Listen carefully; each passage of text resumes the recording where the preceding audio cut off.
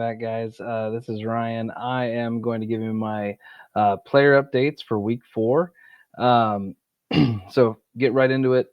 Clev Lubin, Edge from Louisville, another dominant game.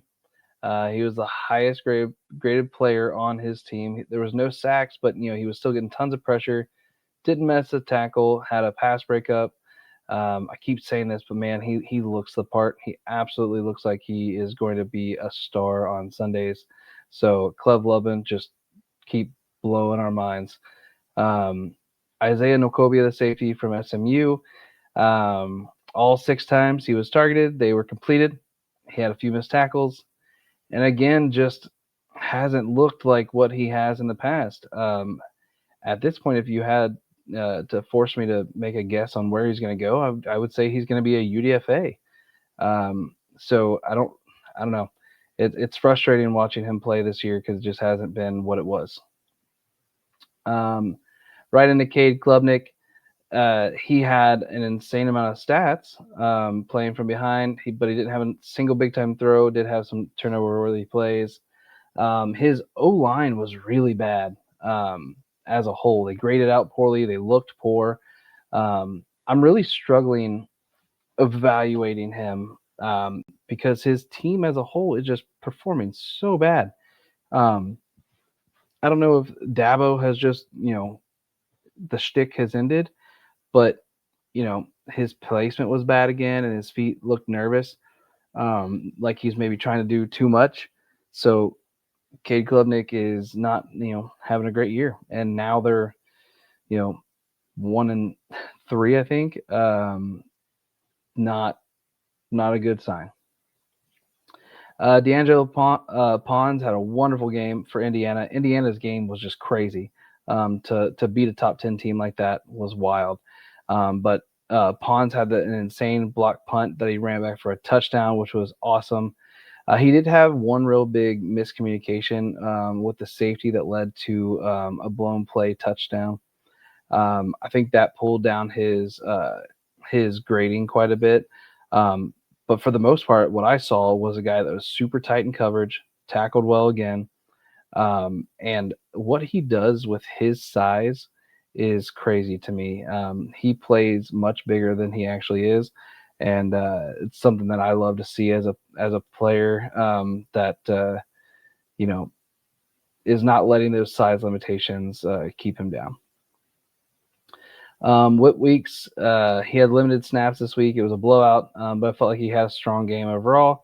He's good in coverage, and his tackling, as always, is elite. Again, I don't think Whit Weeks is going to be a day one guy. He's probably going to go in that round 3 range, and he's going to play in the league for a very long time. Just what it feels like to me. Um, Cincinnati, no game, so no Dante Corleone, and also he's injured, so there's that. Darius Taylor, my running back, no game. Hopefully he's getting healthy for Rutgers next week. Joe Royer, no game. I'm going to save this one for a little bit. Tarantayo, no game for UC. My homerism a little bit is making this week's updates pretty easy. Um, Brian Parker II from Duke. He was the highest graded O line on the team.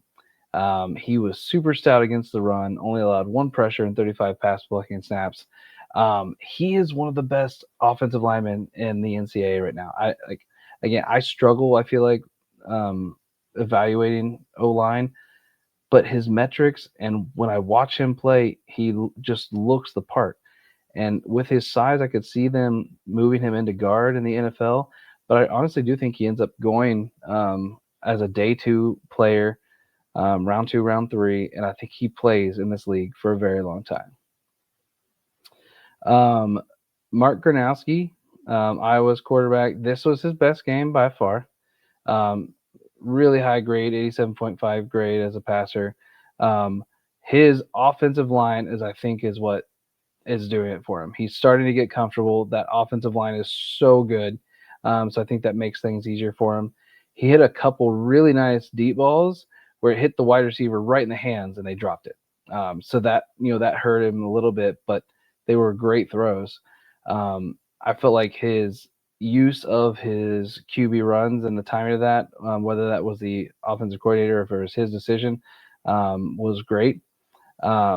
He got down in the fourth and then marched the team down the field for a touchdown. He also had 55 rushing yards for 3 touchdowns. So I thought it was a really good game for him. And if he continues in that path, then he may end up having a draftable grade for me again, because right now, to start the season, it was rough.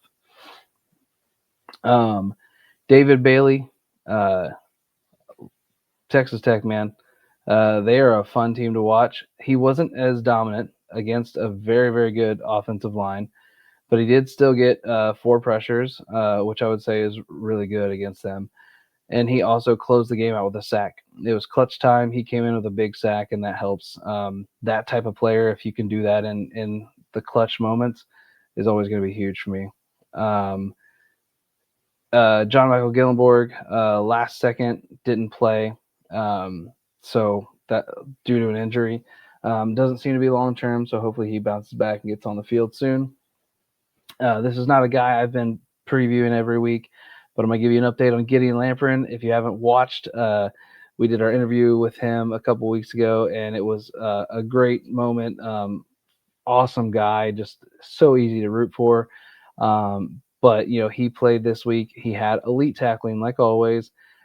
He is such a solid tackler. He also had a really nice sack and another pressure. He told us in our interviews that he needs to build up his speed to help in coverage a little bit. And I did see that a little bit at times when he was dropping into coverage this weekend against Louisville. But I'm really enjoying what I'm seeing on the field from him, and he's going to be such a fun guy to follow. Hope to get back in touch with him later on. And the guy that I told you I was going to say for last, finally, Eric McAllister. Last week, I was talking about how I was sad because he was being outshined by these other transfers, and he didn't take the mantle that I wanted him to take. But I'm pretty sure, without question, he watched my video because he was like, "I'm sorry, Ryan, I got you. I'm no longer going to disappoint you," because he had 254 yards and 3 touchdowns. Early in the game, I felt like he needed to have stronger hands. He got out muscled by a defensive back in the end zone that ended up in becoming an interception. And then he dropped another one that hit him right in the chest. So I was like, dude, if you're going to be a jump ball guy, you got to have those strong hands. And then he just took off. He made a great catch where, he ended up, it was a 70-yard touchdown. He bailed out Hoover one time when Hoover's arm got hit and the ball got up in the air. He still, came back, made the play. His size and speed combo, I think, is going to get him drafted no matter what. At this point, I'm kind of expecting like an early day 3, kind of like a Dante Thornton this year. That's kind of what I could see. But yeah, he knocked off the rust this week. So that's all I've got right now. Make sure you like and subscribe. Keep an eye out on my X account at Ryan Dio Sparks for our future live content. I've got that going live on there now. So thanks for tuning in, and wish you the best.